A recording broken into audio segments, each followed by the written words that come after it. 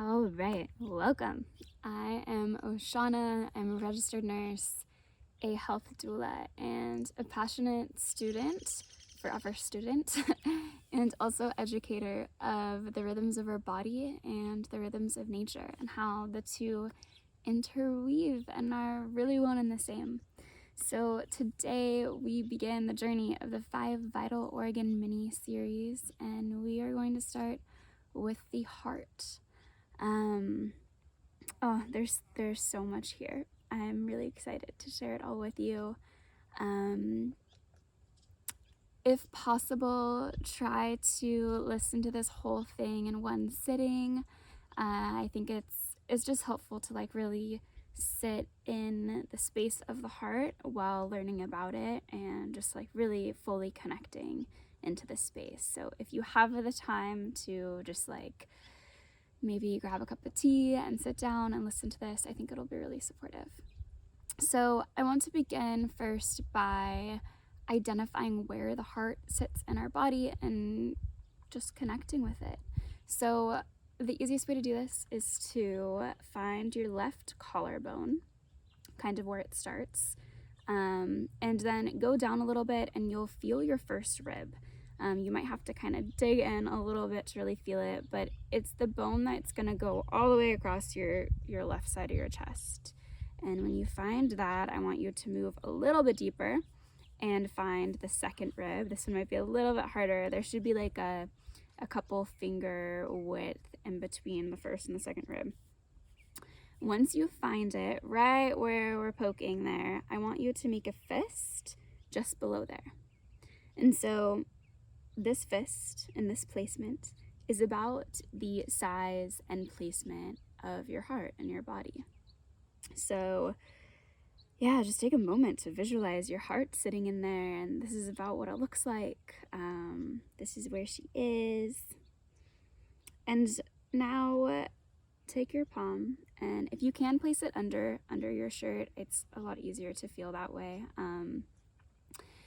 And I want you to just take a moment to feel your heartbeat.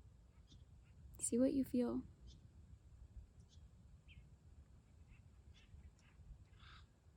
It might be really strong and obvious. For others, it might be a lot harder to feel.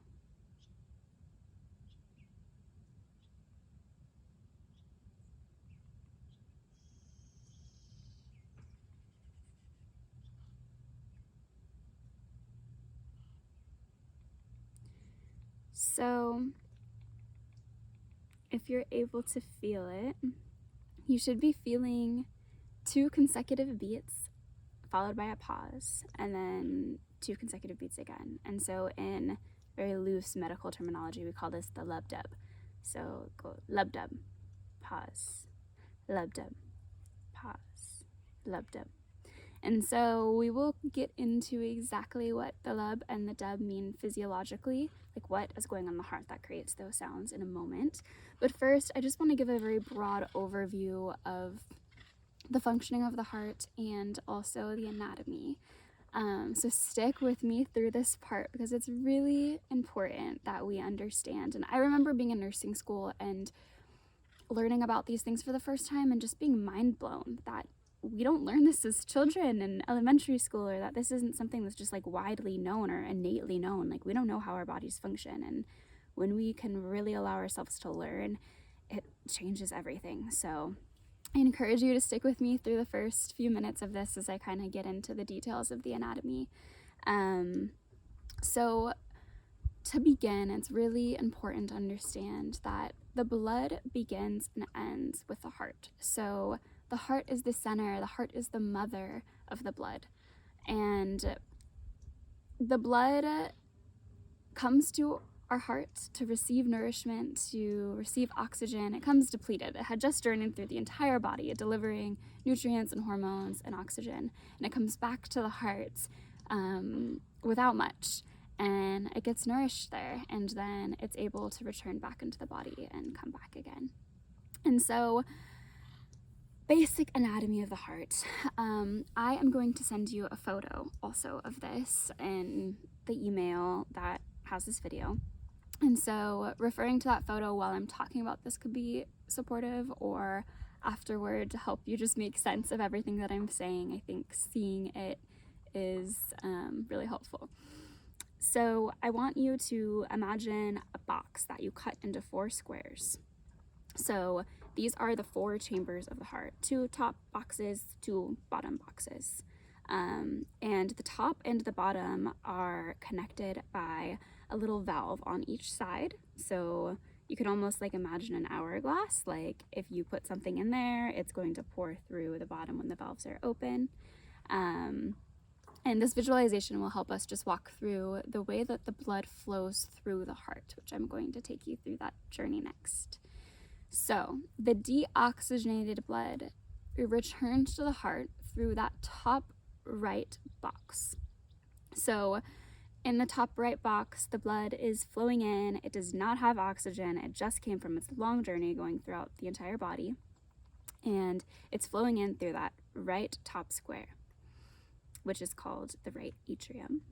And because this valve that connects the top and the bottom is open, the blood is actually going to be flowing all the way down into that bottom right chamber and filling with blood.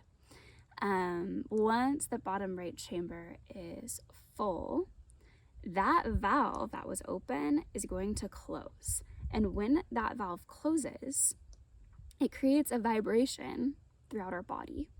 And when we're feeling our heart, we're feeling that valve close. We're feeling the lub. So that first feeling that we feel when we're listening to our heartbeat is this valve closing.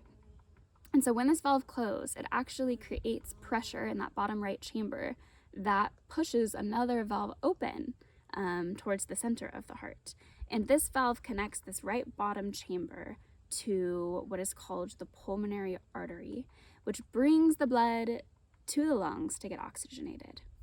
So now this valve is open. So the right bottom chamber is connected to the pulmonary artery, and the blood can flow through. And so the heart is going to now magically send off an electrical impulse, like a little electrical shock, that is going to tell our heart muscles to contract. And so the heart is going to pump, it's going to squeeze. And that blood that was in that right bottom chamber is going to squeeze out through the pulmonary artery, and it's going to head towards the lungs where it's going to get oxygenated. And so once all of the blood cells have some oxygen, they are going to come back through what's called the pulmonary vein into the left top chamber of the heart. So we're back to the square. We're on the left top square. And so at this point, those valves that were open during the time that the blood was coming in through the right top side of the heart, the valves are open again. So this part that I'm going to explain now is happening at the exact same time that that deoxygenated blood is flowing into the right top portion of the heart.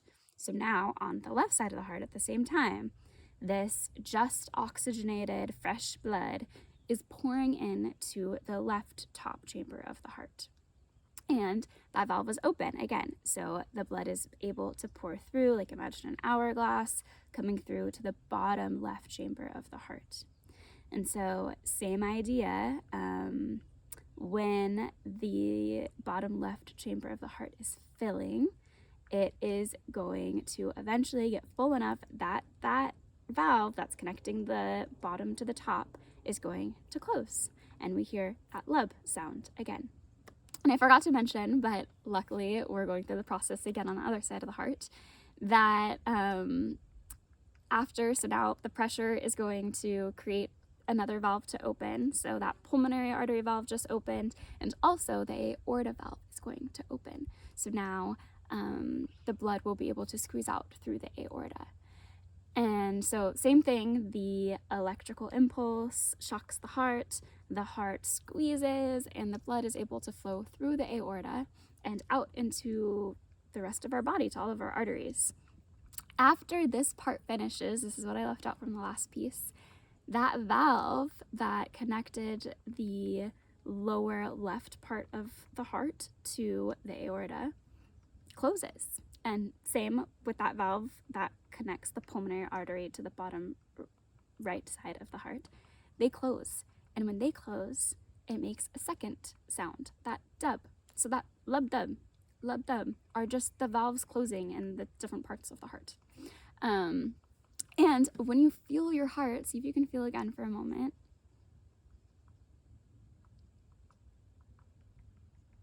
It happens so fast. It blows my mind every time. But those 2 consecutive beats are like boom, boom, boom, boom, boom, boom. And that's how quickly the blood is like coming through our heart, going, getting oxygenated, coming back in and pumping out through our body. So it's just, it's so fast. It's miraculous, really. It's incredible how our heart has the ability to function like that. And I'm gonna leave it at that because I don't want to lose you, but there's so many incredible facets to our heart's function that just continuously blow my mind. And like this, the studying and the research of the heart goes so far. We're just touching the surface, even in today's science, of understanding really how all of this works. But I think that basis really just helps you connect and understand, like, yeah, what she's doing in there. So I want to go into the rulership of the heart next, but I also just want to encourage you, now that you know that, and maybe look at that diagram and kind of reflect on it later. Next time you tune into your heart space, imagine the flow of blood through it and just kind of acknowledge how powerful that is, and acknowledge the mother, the center of our blood there in our heart, and how that's creating nourishment for our entire body. I mean, without that simple lub-dub sound of the heart, our organs would die within minutes from a lack of oxygen. So the system is just so important and interconnected to all parts of our body. So when we think of the flow of blood and that process I just told you, and I was referring to the heart as the mother or the center, when I think of the center of our solar system, we all think of the sun. And it is no coincidence that in medical astrology, the sun is the ruler of the heart. So, yeah, everything revolves around the heart in our entire being, just as we all revolve around the sun in the solar system. And also in medical astrology, not surprisingly, the heart is ruled by the sign of Leo. And when we think of Leo, we think of a solar, fiery energy, someone who is lion-hearted, and that's totally it. It's that strength and courage and resilience that the heart has. So I imagine from those 2 examples, you can probably guess what one of the elemental rulers of the heart is. It's fire, and I think that speaks for itself.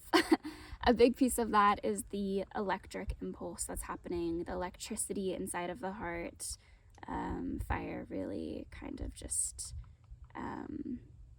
is the overarching piece of that. And then also, I think it's worth mentioning water here. Water is the ruler of the blood, and a huge piece of the heart's function as well. And so is air. I mean, we could go into all the elements, but I think that especially water and fire working together in harmony in this way is very unique, and it's just a special thing to witness within the heart, because we don't see that in nature very often.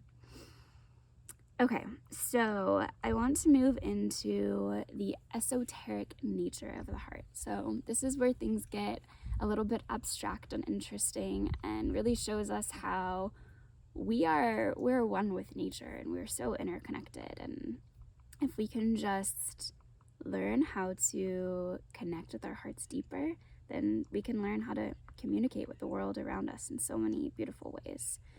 So I like to think of the heart as our point of connection. So it connects us with everything that we experience in this world, with our relationships to ourselves, to humans, to the plant world.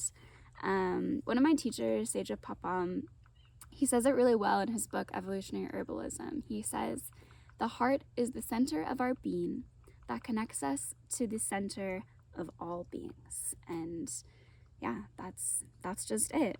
But in order to connect, we must be open to perceiving and to perception.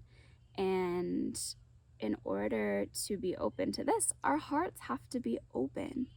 And unfortunately, in today's modern world, we've really moved away from perceiving through our heart and feeling safe to have our hearts open. So we largely think through our mind and feel safer within just the intelligence of our brain and not tapping into the intelligence of our heart.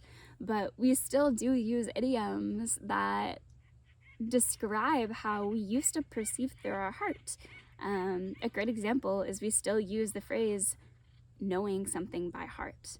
And when you know something by heart, you really know it. Like, you haven't just memorized that information, but you know it. And I think it's important to think about that. Like, yeah, what things in your life do you know by heart? And those things, that is what you're feeling through heart perception. That's your deep, deep understanding and knowing of the world around you. And so actually, recently, there's been a lot of research done about this and the way, like, our heart's own perception.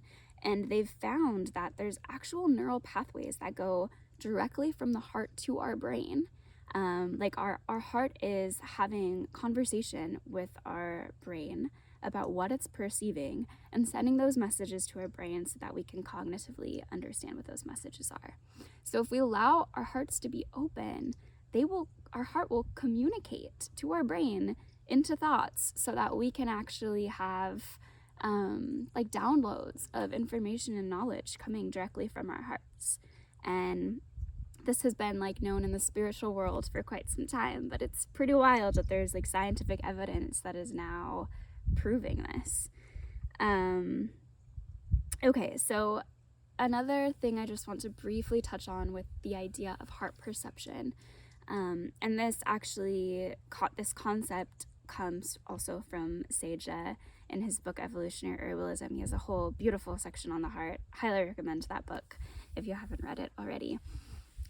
But he talks about how heart disease is the #1 killer in Western society.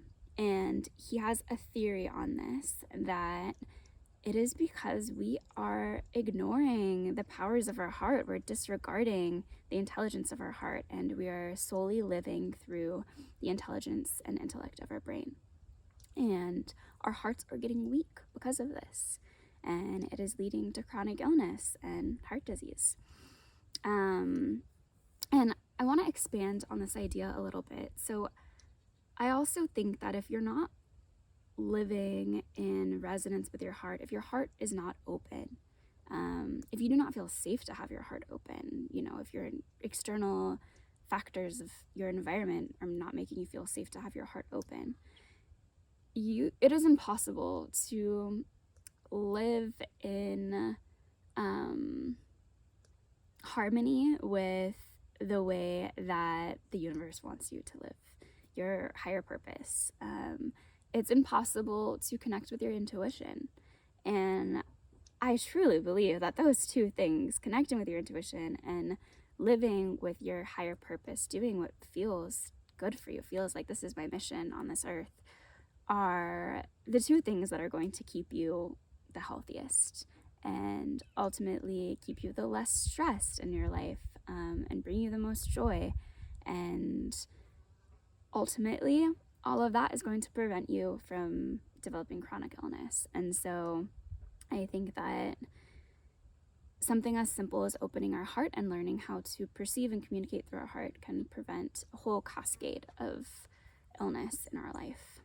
And what's even more beautiful about that is our higher purpose will become more clear because we're following our intuition and our heart's resonance, and we're going to become more confident in ourselves and our relationships with others, and we're going to deepen our understanding and relationship with the world around us and the earth. And like, I can't think of anything that sounds better than that.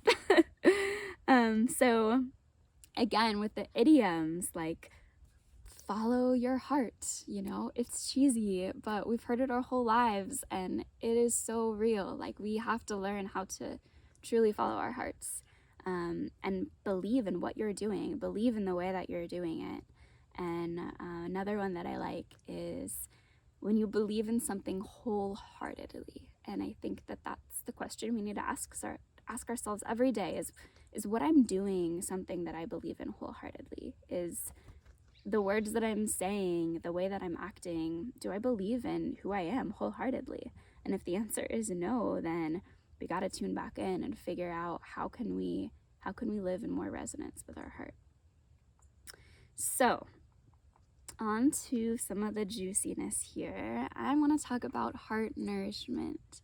How do we take care of our heart? How do we open our heart? How do we make our heart feel safe so that we can do all these things that I just talked about? So the first and most accessible way to do this is to simply have a daily check-in with your heart. So the way this looks is you are going to close your eyes, and you know what? Let's do it right now. So take a moment, close your eyes. Let's find that heart spot again. So collarbone, first rib, second rib, right below the second rib. And then you can put your palm there. Feel your heartbeat again.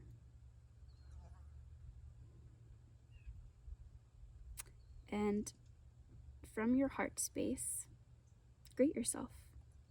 Say hello. Hi, Oshana. And ask yourself how you are. How is your heart? How are you feeling?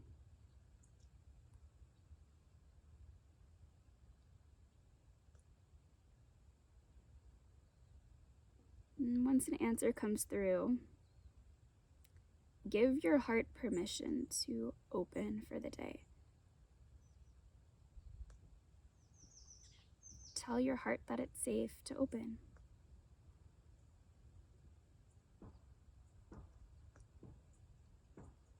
That she can be open and she can be strong.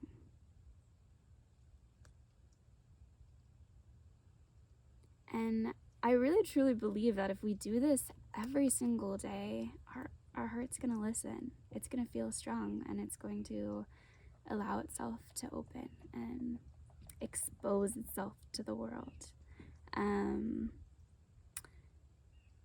Yeah, I think it's a nice way also just to check in with ourselves because we don't take the time to do this enough. So yeah, that's an easy one. And then also to activate your heart every single day.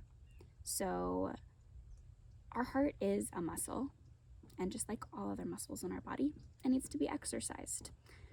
It needs to gain strength and resilience. So like both metaphorically and also like literally. And the best way to do this is by getting cardiovascular exercise. So for at least 30 minutes every day to get your heartbeat increased. So whether that's just hiking up a hill, or if you go to the gym, running on the treadmill, or going on a bike ride, or going on a run, dancing, whatever feels good for you, but getting your heart beat to increase for about 30 minutes every day, as often as possible. That is going to help with the longevity of your heart and improve your circulation, and also increase the muscle tone of your heart, which is ultimately really supportive when you think about that squeezing that has to happen to pump our blood out so quickly. You know, we're feeling how fast that happens. The more strength we have there, the better. And actually, over time, you hear about how athletes have a really low heart rhythm, or heart rate, sorry. That's because that muscle is so strong that it doesn't have to squeeze so fast, because every squeeze is like pushing out so much blood.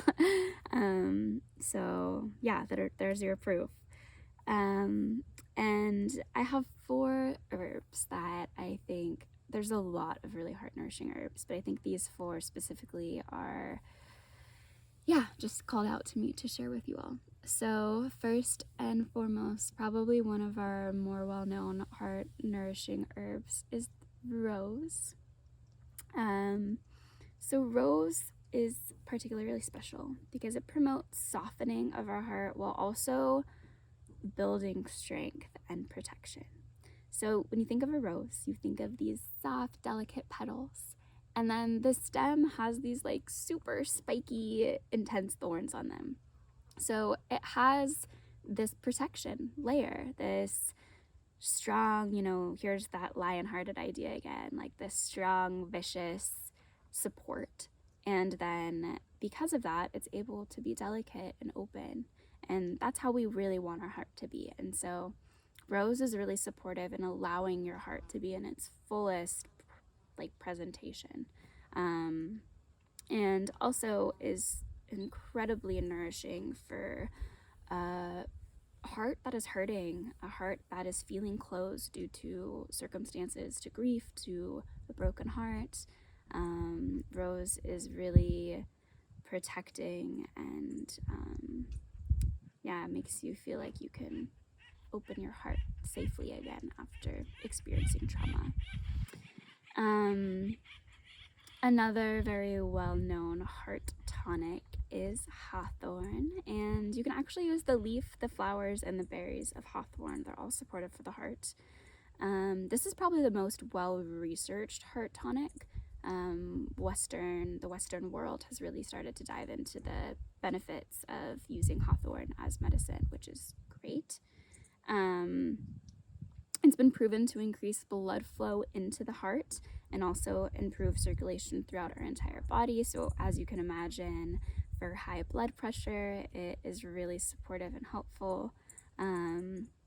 It energetically is also very healing for a broken heart, and especially someone who, I see this a lot in the clinical setting, someone in their 80s or 90s who has lost their spouse of 70 years, 60, 70 years, and they truly have a broken heart, and they actually have usually heart failure as a result of this emotional break. And I just think of that picture and hawthorn just being the most supportive medicine for someone who is going through heartbreak that has turned into heart disease.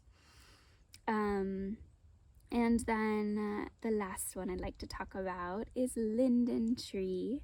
Linden is cool because the leaves are literally shaped like a heart, like the hearts that we draw, not the literal heart, but that imagery to me is just so special. It's to look at that leaf and just see a heart there and know that that plant is nourishing for our heart.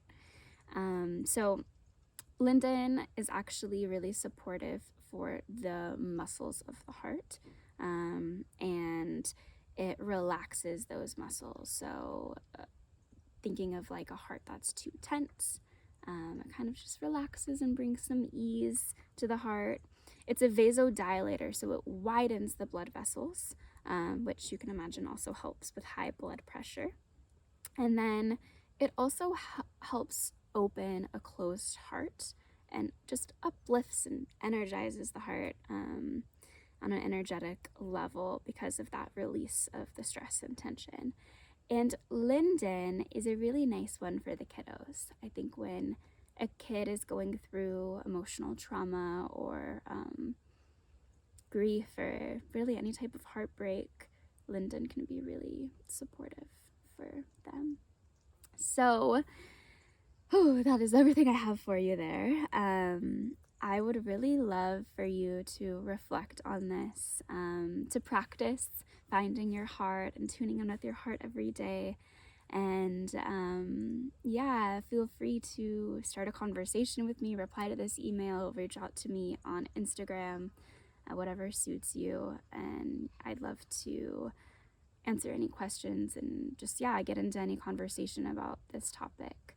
I think the heart is a especially important organ that we need to be focusing on right now in our culture and our world. All the grief that we're experiencing as a collective. And also, if you are feeling called to diving deeper on your personal journey with the heart or with any health issues that you're having, I have a health doula service where I am doing wellness consultations and working one-on-one with clients to support them in their health journey. And even if this doesn't call out to you, but you think of a loved one who could really use this support, I'm here for it. So feel free to send anyone my way. I've been working with a multitude of age ranges, from gals in their early 20s to both men and women up to 70 years old. So yeah, I have a lot of experience in the nursing world working with the geriatric population. So if you do have a loved one who you think could use some extra support right now, I'd be happy to work with them too. And yeah, stay tuned. I'm going to be bringing in the next video here shortly. And I'm not asking for any financial support from these, although I've put a lot of time and energy into creating this content. And so the best way that you can support me is to share what I'm doing with the world. I just want this to reach as many people as possible. I want this information to be accessible. And so feel free to send this email to forward it to someone who you think would like this information, or share what I'm putting out on social media. Yeah, whatever you can do to spread the info is great. Thank you for listening to all of this and being here with me. Appreciate you all. Mwah.